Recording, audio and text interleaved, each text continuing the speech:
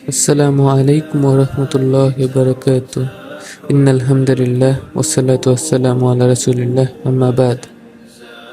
যুগসন্ধি। ইতিহাসে দুর্লভ কিছু সময় থাকে যখন এক সাম্রাজ্যের পতন হয় আর নতুন সাম্রাজ্যের উত্থানের সম্ভাবনা দেখা দেয়। যখন এক সভ্যতার অবসান ঘটে আর দেখা যায় নতুন কোনো সভ্যতার সম্ভাবনা। পালাবদলের এই সময়কে বোঝানোর জন্য ইংরেজিতে সুন্দর একটি শব্দ আছে, ইন্টারগনাম। বাংলায় একে বলা হয় যুগসন্ধি। রাষ্ট্র ও সমাজবিজ্ঞানে যুগসন্ধি বলতে সংকট এবং গভীর রূপান্তরের সময়কে বোঝায়। যখন পুরনো ব্যবস্থা ভেঙে পড়ে, আগেকার নিয়ম অকেজো হয়ে যায়, যেসব ধ্যান ধারণা এক সময় বিনা প্রশ্নে সবাই মেনে নিত, উবে যায় সেগুলোর গ্রহণযোগ্যতা। যুগসন্ধি তৈরি করে বিপজ্জনক শূন্যতা। কাঠামো ভেঙে পড়ার কারণে পুরনো পদ্ধতিতে আর সমস্যাগুলোর সমাধান করা যায় না। কিন্তু নতুন নিয়মগুলো তখনও লেখা হয় না, লেখা হলেও স্পষ্ট থাকে না। যুগসন্ধির এই সময় যখন পুরনো মারা যায় আর নতুন জন্ম নেওয়ার জন্য সংগ্রাম করে, আবু জাহেল যখন রাসূল সাল্লাল্লাহু আলাইহি ওয়াসাল্লাম এর দাওয়া অস্বীকার করেছিল, তখন যুগসন্ধির সময় চলছিল। এমন সময়ে চিন্তার কাঠামো বদলাতে হয়। কিন্তু আবু জাহেল গোত্রীয় রাজনীতির হিসেবের বাইরে চিন্তা করতে ব্যর্থ হয়েছিল। যুগসন্ধির সময় কিছু বিষয় সাথে করে নিয়ে আসে।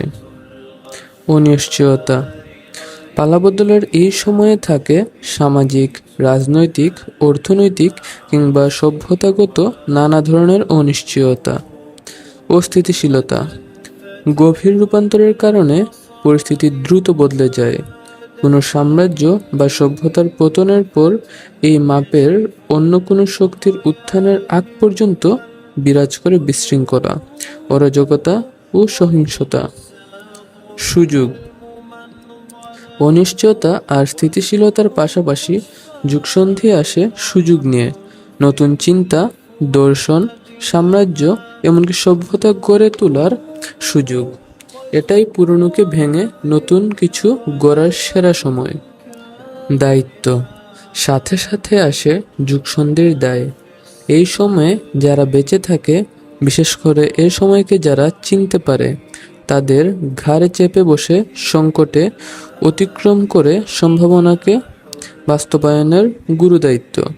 কিন্তু পুরনো কাঠামোর ভেতরে বসে পুরনো ছকে চিন্তা করে যুগসন্ধির সংকটকে অতিক্রম করা যায় না, কাজে লাগানো যায় না নতুন সম্ভাবনাকেও।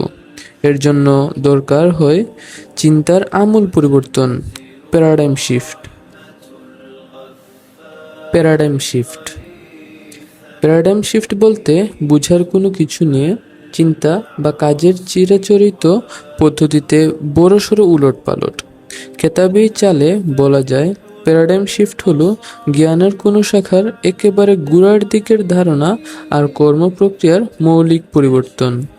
বাংলায় প্যারাডাইম শিফটের অনুবাদ করা হয় পাটাতন বদল, অর্থাৎ চিন্তা অথবা কাজের যে সমতলে মানুষ আগে দাঁড়িয়েছিল তা পাল্টে ফেলা। প্যারাডাইম শিফটের এই ধারণা জনপ্রিয় করে তোলেন আমেরিকান পদার্থবিদ ও দার্শনিক থমাস কুন। 1962 সালে প্রকাশিত হয় তার বিখ্যাত বই the structure of scientific revolution. তিনি এই ধারণার কথা বলেন। এ ধারণাকে খুব সহজভাবে ব্যাখ্যা করেছেন বেস্টসেলার মার্কিন লেখক স্টিফেন কোভি। প্যারাডাইম শিফটের ব্যাখ্যায় তার ব্যাখ্যা অনেকটা এরকম: ধরুন, আপনি ঢাকা শহরের কোনো নির্দিষ্ট জায়গায় যেতে চান। এর আগে কখনো সেখানে যাননি, জায়গাটার নামও হয়তো শুনেননি। ঠিকানা খুঁজে বের করা বেশ কঠিন, তাই না? তবে আপনার হাতে যদি শহরের একটা ম্যাপ থাকে, তাহলে সেটা দেখে আপনি মোটামুটি সহজেই গন্তব্যে পৌঁছাতে পারবেন। কিন্তু আপনার হাতে থাকা ম্যাপটি যদি ভুল হয়, ধরুন ছাপার ভুলের কারণে গায়ে ঢাকা লেখা থাকলেও সেটা আসলে চট্টগ্রামের মানচিত্র। চিন্তা করুন, ওই মানচিত্র দেখে ঢাকার ঠিকানা খুঁজে বের করার কাজটা কেমন হবে? যতক্ষণ ওই ভুল মানচিত্র অনুসরণ করবেন, ততক্ষণ যতই বুদ্ধি খাটান, যতই বাস্তবসম্মত চিন্তা করুন, গন্তব্যে পৌঁছাতে পারবেন না। চারপাশের দুনিয়াকে বুঝার জন্য আমাদের মাথার ভেতরে চিন্তার একটা নির্দিষ্ট ধরনের কাঠামো বা মেন্টাল মডেল থাকে। একে চিন্তা মানচিত্র হিসেবে ভাবা যায়। আমাদের প্রত্যেকের মাথার ভেতরেই এমন মানচিত্র আছে। এই মানচিত্র দিয়েই সব অভিজ্ঞতাকে আমরা ব্যাখ্যা করি। মানচিত্রের শুদ্ধতা নিয়ে আমরা প্রশ্ন তুলি না। আসলে আমরা টেরই পাই না যে আমাদের মাথায় এমন কিছু আছে। আমরা স্রেফ ধরে নেই আমরা যেভাবে সব কিছু দেখি সেটাই সঠিক, সেটাই চূড়ান্ত এবং এমনটাই হওয়ার কথা। প্যারাডাইম শিফট হলো চিন্তার এই মানচিত্র আমূল বদলে যাওয়া। আর যখনই এই মানচিত্র বদলে যায়, তখন পাল্টে যায় মানুষের চিন্তা ও আচরণও। সহজভাবে বললে, প্যারাডাইম শিফট মানুষের দৃষ্টিভঙ্গি একেবারে গোড়া থেকে বদলে দেয়। পাটাতন বদল। প্যারাডাইম শিফটের কিছু উদাহরণ দেখা যাক।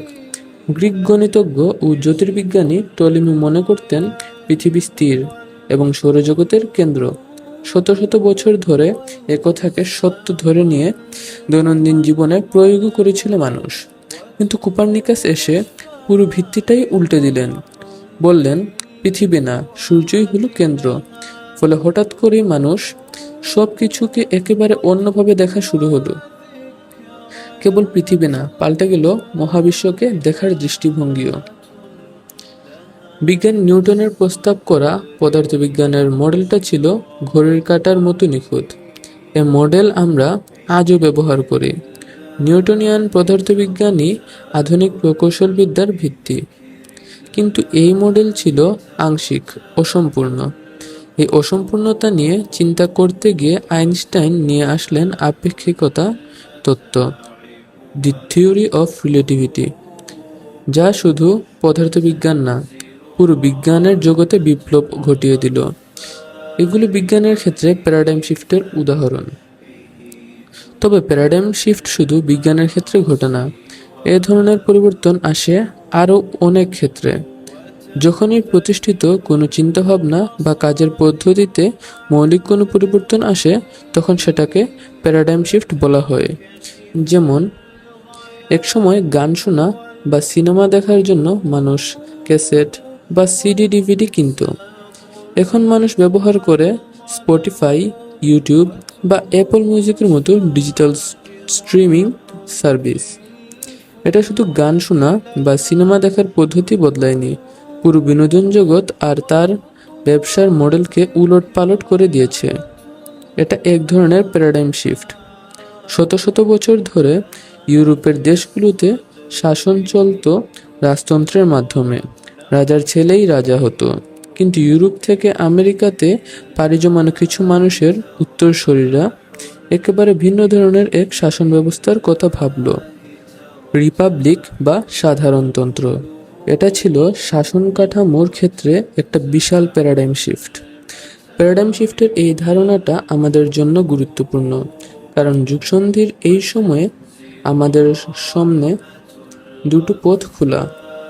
এক, আবু জাহেলের পথ, যে পথ পুরনো মানচিত্র আঁকড়ে ধরে থাকার, যে পথে হাঁটলে চোখের সামনে সত্য দেখার পরও মানুষ পুরনো আবেগ আর ক্ষমতার সমীকরণ নিয়ে সেটাকে প্রত্যাখ্যান করে যায়।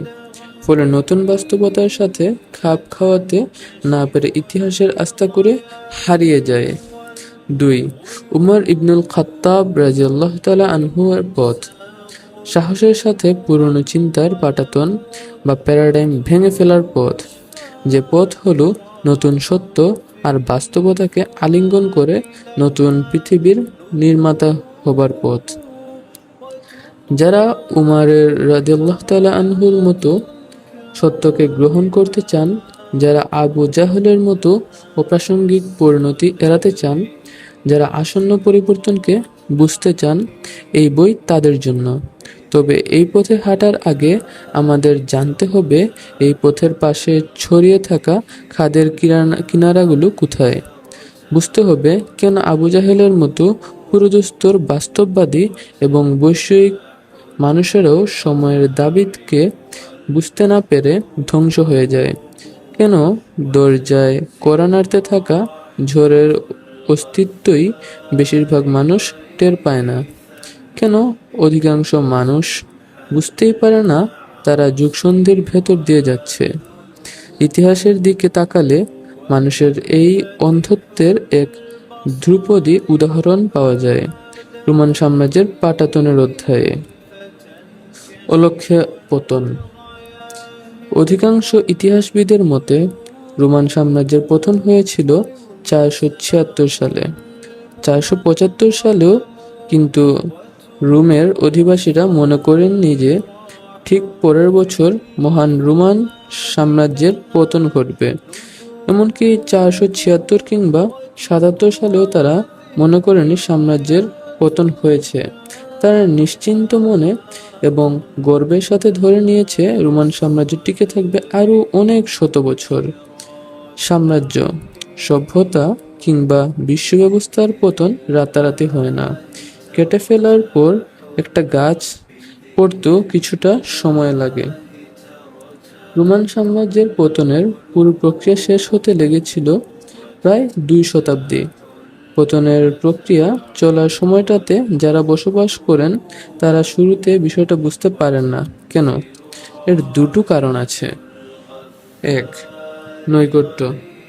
প্রথম কারণ হলো আমরা সব কিছু খুব কাছ থেকে দেখি। মানুষ নিজে যে সময় দাঁড়িয়ে আছে সেই সময়কে বিচার করা সহজ না। পৃথিবীতে মানুষ দেখে তার নিজের অবস্থান, পরিবেশ, সম্পর্ক আর অভিজ্ঞতার আলোকে। এটা খুব ছোট্ট একটা পরিসর। ক্ষুদ্র এই পরিসর থেকে পুরো পৃথিবী, মানবজাতি কিংবা পুরো সমাজের গতিপথের ব্যাপারে ধারণা করা কঠিন। মনে করুন, চোখ বেঁধে বিশাল এক দেয়ালের সামনে আনা হলো আপনাকে। দেয়ালের দীর্ঘ প্রস্থ 1000 ফিটের উপরে। আপনি দাঁড়িয়ে আছেন দেয়াল থেকে ঠিক আধা ফুট দূরত্বে। আপনাকে বলা হলো প্রকাণ্ড এই দেয়াল জুড়ে একটি ছবি আঁকা আছে। চোখের বাঁধন খুলে দিলে আপনি কি বলতে পারবেন দেয়ালের আঁকা ছবিটি কিসের? পারবেন না, কারণ আপনি খুব বড় একটা বাস্তবতা খুব কাছ থেকে দেখছেন। আপনার চোখের সীমানার ভেতরে আছে পুরো ছবির একটি ছোট্ট টুকরো। পুরোটা ছবি দেখলে আপনার হয়তো ধারণা হতে পারে ছবিটি কিসের। তবে আপনি যদি ওই ছবিটি দেখার জন্য পিছিয়ে না যান, তাহলে আপনি চিন্তাও করতে পারবেন না যে ছবিটি কিসের। এটা যুগসন্ধিকে চিনতে না পারার প্রথম কারণ। 2. ধারাবাহিকতার ভ্রম। মানুষ সাধারণত মনে করে সবকিছু এখন যেমন আছে ভবিষ্যতেও তেমনই থাকবে। ভূরাজনৈতিক পরিস্থিতি, আর্থসামাজিক প্রেক্ষাপট, রাজনৈতিক দৃশ্যপট এসব আজ যেভাবে চলছে আগামী কয়েক প্রজন্ম পর্যন্ত কম বেশি সেভাবেই চলবে। এমন চিন্তার উপর ভর করেই আমরা রাজনৈতিক, অরাজনৈতিক, অর্থনৈতিক, সামাজিক কৌশল চিন্তা করি। আবু জাহেল ঠিক এ কাজই করেছিল। কিন্তু বর্তমান যেভাবে চলছে সেভাবে ভবিষ্যতে সবকিছু চলবে, এটা একটা ভ্রম। ধরুন, কেউ বলল অমুক দেশের জিডিপি গত 1 বছরে প্রায় 5% হারে বেড়েছে, তাই আগামী দশকেও একই হারে বাড়বে। তৃতীয় বিশ্বের দেশগুলো গত 50 বছর ধরে ধারাবাহিকভাবে ধর্মীয় রক্ষণশীলতা থেকে বের হয়ে আসছে। তারা মনে আগামী 30 থেকে 50 বছরের মধ্যে এই সমাজগুলো সত্যিকার প্রগতিশীল সমাজ হয়ে উঠবে। উপরের দুটো ধারণাই ভুল। হ্যাঁ, এমন হবার সম্ভাবনা আছে, কিন্তু এমনটা হবে তা বলার সুযোগ নেই। কেবল অতীতে হয়েছে বলে আগামীতেও একই জিনিস ঘটবে, অথবা অতীতে হয়নি তাই আগামীতেও হবে না, এমন ধারণা ভুল। সমাজ, শাসন, সভ্যতা সহ যে কোনো ক্ষেত্রে আগে থেকে চলে আসা প্রবণতার ছেদ পড়তে পারে এবং পড়েও। সমাজবিজ্ঞানে এই ভ্রান্তির খুব বিখ্যাত একটা উদাহরণ আছে। 1950 এর দশকে পশ্চিমা সমাজবিজ্ঞানীরা বলেছিলেন, কোনো সমাজে শিক্ষা, বিজ্ঞান ও প্রযুক্তির প্রভাব যত বাড়ে, সেই সমাজে ধর্মের প্রভাব তত কমে। গত 150-200 বছর ধরে এমনটাই ঘটছে। কাজেই মোটা দাগে আগামী 100 বছরের বিভিন্ন সমাজের সেকুলারাইজেশন আবারও বাড়বে। পশ্চিমা দেশগুলোতে ধর্মের প্রভাব প্রায় নিশ্চিহ্ন হয়ে যাবে। এই চিন্তার নাম ছিল সেকুলারাইজেশন থিসিস বা ধর্মনিরপেক্ষ হয়ে ওঠার তত্ত্ব। এই অবস্থান যারা গ্রহণ করেছিল তাদের মধ্যে সবচেয়ে বিখ্যাতদের একজন ডক্টর পিটার বার্গার। 1960 এর দশকে তিনি এই তত্ত্বের সবচেয়ে সুপরিচিত প্রবক্তা হয়ে ওঠেন। কিন্তু এই তত্ত্বের মূল ভিত্তি ছিল ধারাবাহিকতার ভ্রম। যেহেতু গত কয়েক দশক বা শতাব্দী যাবৎ এমন হয়ে আসছে, অতএব আগামীতেও এমনটাই ঘটবে। কয়েক দশক পর দেখা গেল সেকুলারাইজেশনের তত্ত্ব বাস্তবতার সাথে মিলছে না। তিলে তিলে মারা যাবার বদলে অনেক জায়গায় ধর্মের প্রভাব বাড়ছে। 80 এবং 90 এর দশক নাগাদ দেখা গেল বিশ্ব রাজনীতিতে ধর্মের প্রভাব স্পষ্টতই বেড়ে গেছে। একাডেমিক জগতে চলছে ধর্মীয় সংগঠন, ধর্মীয় গোষ্ঠী নিয়ে নানা গবেষণা। অন্যদিকে পশ্চিমা বিশ্বে নিউ এইজ নামে 60 এর দশকে শুরু হওয়া এক আন্দোলনের প্রভাব ক্রমশ বাড়ছে। সমাজবিজ্ঞানীরা বলছেন, এই আন্দোলন অনেক দিক থেকেই ধর্মের মতো, যদিও এই ধর্মের বিশ্বাসগুলো আধুনিক এবং সংকরধর্মী।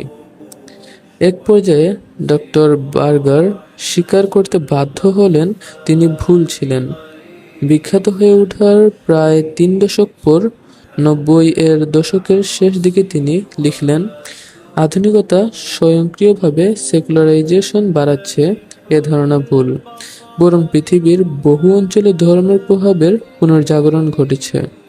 ব্যতিক্রম কেবল পশ্চিম ইউরোপ এবং গ্লোবাল এলিট গোষ্ঠী। হ্যাঁ, আধুনিকতার প্রভাবে ধর্মীয় আচরণ এবং ধর্মের প্রকাশভঙ্গি বদলেছে। অনেক ক্ষেত্রে ধর্ম সামাজিক অঙ্গন থেকে সরে ব্যক্তিগত হয়ে উঠেছে, কিন্তু ধর্মের সামগ্রিক উপস্থিতি বা প্রভাব কমেনি। এই ফ্যালাসির উদাহরণ আসে বিজ্ঞানের ক্ষেত্রেও। 1700 থেকে 20 শতকের শুরু পর্যন্ত প্রায় প্রতি শতাব্দীতে বিজ্ঞানের জগতে বিশাল বিশাল পরিবর্তন হয়েছে। তাই 1940 থেকে 50-এর দশকে অনেকেই ধরে নিয়েছিল একবিংশ শতাব্দী নাগাদ বিজ্ঞান ও প্রযুক্তির ক্ষেত্রে এমন সব পরিবর্তন আসবে যার ফলে মানুষের জীবন আমূল বদলে যাবে। সে সময়কার সায়েন্স ফিকশন লেখক থেকে শুরু করে অনেক বুদ্ধিজীবী কল্পনা করতেন 2000 বা 2030 নাগাদ সবার নিজের উড়ন্ত গাড়ি থাকবে, মঙ্গল গ্রহে স্থায়ী উপনিবেশ গড়ে উঠবে, মানুষ সৌরজগতের বাইরেও পাড়ি জমাবে, কিংবা প্রযুক্তির মাধ্যমে অমর বা অন্তত অতিমানব হয়ে উঠবে। বাস্তবে এর অনেক কিছুই কিন্তু ঘটেনি। বিজ্ঞানের অগ্রগতি ঠিক সেই পথে এগোয়নি যেমনটা আশা করা হয়েছিল। উড়ন্ত গাড়ি, মহাকাশ উপনিবেশ আর প্রযুক্তিগত অমরত্বের বদলে বড় বড় অগ্রগতিগুলো এসেছে কম্পিউটিং, তথ্য প্রযুক্তি, নেটওয়ার্ক আর বায়োটেকনোলজির জগতে। ভুলের মাসুল। অতীত আর বর্তমানের ধারাবাহিকতা বজায় রেখে ভবিষ্যৎ চলবে, এই ধারণাটাই যুগসন্ধির সময় সবচেয়ে বড় ভুল হিসেবে দেখা যায়। ধারাবাহিকতার এই ভ্রমের কারণে মানুষ পরিবর্তনের ধরন আর দিক বুঝতে ভুল করে। ফলে তারা কখনোই প্রোঅ্যাক্টিভ বা উদ্যোগী হতে পারে না, বরং রিঅ্যাক্টিভ বা প্রতিক্রিয়াশীল হয়ে পড়ে। ইতিহাসের প্রবাহ কোন দিকে মোড় নিচ্ছে তা আগেভাগে বুঝে উঠতে না পারার কারণে সম্ভব হয় না সঠিক সময়ে সঠিক সিদ্ধান্ত নেওয়ার। পরিস্থিতি বদলানোর পর তারা নড়েচড়ে বসে, কিন্তু ততক্ষণে হাতছাড়া হয়ে যায় নিয়ন্ত্রণের চাবিকাঠি। সময়ের আগে আগামীর ধরন চিনতে পারলে তা এনে দিতে পারে অভাবনীয় সাফল্য। অন্যদিকে সময়ের প্রবণতাকে চিনতে ভুল করলে দিতে হয় চড়া মাশুল। এজন্যই ব্যবসা, প্রযুক্তি বা যুদ্ধক্ষেত্রের মতো জায়গাগুলোতে ফোরকাস্টিং বা পূর্বাভাসকে খুব গুরুত্ব দেওয়া হয়। নোকিয়ার পতনের কথা চিন্তা করুন। এক সময়ের মোবাইল দুনিয়া এই একচ্ছত্র অধিপতি মনে করেছিল। ফোনের হার্ডওয়্যার বা বিল্ড কোয়ালিটি শেষ কথা। কিন্তু 2007 সালে আইফোন এসে যখন খেলার নিয়মটাই বদলে দিল, ফোনকে বানিয়ে ফেললো পকেটে থাকা কম্পিউটার, তখন নোকিয়া যেই প্যারাডাইম শিফট ধরতে পারল না, পুরনো মডেলে আটকে থাকার খেসারত হিসেবে মোবাইল জগতের এক সময়কার এই রাজা মাত্র কয়েক বছরের মধ্যে বিস্মৃতির অতলে হারিয়ে গেল। ব্যবসায় ভুল করার সর্বোচ্চ শাস্তি দেউলিয়াত্ব। কিন্তু যুগসন্ধির ক্রান্তিকালে ভুলের মাসুল আরও ভয়াবহ। এটা নিছক আর্থিক ক্ষতির মধ্যে সীমিত থাকে না, বরং পরিণত হয় অস্তিত্বের সংকটে। সমস্যা হলো, আমরা এমন এক সময়ে বাস করছি যখন পুরনো সব হিসেব পাল্টে যাচ্ছে, কিন্তু আমরা এখনো আঁকড়ে আছি পুরনো প্যারাডাইম। আবু জাহেল ইতিহাসের সন্ধিক্ষণে দাঁড়িয়েও অন্ধ হয়েছিল। আমরা যুগসন্ধির সময়ে দাঁড়িয়েও আসন্ন প্রলয়কে দেখতে পাচ্ছি না। গুধূলি বেলা। আজ বিশ্ব প্রগাঢ় পরিবর্তনের মুখে। পুরনো যে পৃথিবীতে আমরা বড় হয়েছি, যে জগৎটা আমাদের চেনা, তা ক্রমশ হারিয়ে যাচ্ছে। গোধূলির ধূপ ছায়াতে আলো আঁধারের যেমন খেলা থাকে, ঠিক তেমনি আগামী আর অতীতের এক তীব্র টানাপোড়েনে চলছে এই মুহূর্তে। কিন্তু প্রতিদিনকার জীবনের ব্যস্ততা আর ঘটনার প্রবাহের তুলনায় বৈশ্বিক এই পরিবর্তন ঘটছে খুব ধীরে। তাই ঐতিহাসিক এই পালা বদলে আমাদের চোখে প্রায় অলক্ষণীয় রয়ে যাচ্ছে। দেয়ালে আঁকা সেই ছবির মতোই আমরা এই বাস্তবতার খুব বেশি কাছে দাঁড়িয়ে আছি বলে তা দেখতে পাচ্ছি না। বিশ্ব যে বড় ধরনের পরিবর্তনের মধ্য দিয়ে যাচ্ছে, একথা এখন আর নতুন না। একাডেমিক আলোচনা থেকে শুরু করে বুদ্ধিজীবীদের বিশ্লেষণ, পত্রিকার কলাম থেকে শুরু করে সাহিত্যিক কিংবা সিনেমার প্রতি উঠে আসছে পতনের আলাপ। কেউ বলছেন স্নায়ুযুদ্ধের পর এককেন্দ্রিক যে বিশ্বব্যবস্থা গড়ে উঠেছিল, এখন সেটার পতন ঘটছে। কেউ আরেকটু পিছিয়ে গিয়ে বলছেন দ্বিতীয় বিশ্বযুদ্ধের পর তৈরি হওয়া আন্তর্জাতিক কাঠামো ভেঙে পড়ছে। অনেকে আবার বর্তমান সময়টাকে দেখছেন মার্কিন সাম্রাজ্যের অন্তিম পর্যায় হিসেবে। এ ধরনের চিন্তায় শঙ্কার দিকটা বেশি। আরেক দল আছেন যারা এর উল্টো। তারা প্রচণ্ড আশাবাদী, পুরো কাঠামো ভেঙে পড়ছে এটা এরাও মানে, তবে এদের কল্পনায় আগামীর সময়টা অবিশ্বাস্য রকমের সুন্দর। এরা বিশ্বাস করে কৃত্রিম বুদ্ধিমত্তা এবং প্রযুক্তির জ্যামিতিক হারের উন্নতির ফলে আগামী 20 থেকে 25 বছরের মধ্যে পৃথিবীর আমূল পাল্টে যাবে। বদলে যাবে অর্থনীতি, চাকরির বাজার, এমনকি মানুষ হবার অর্থ।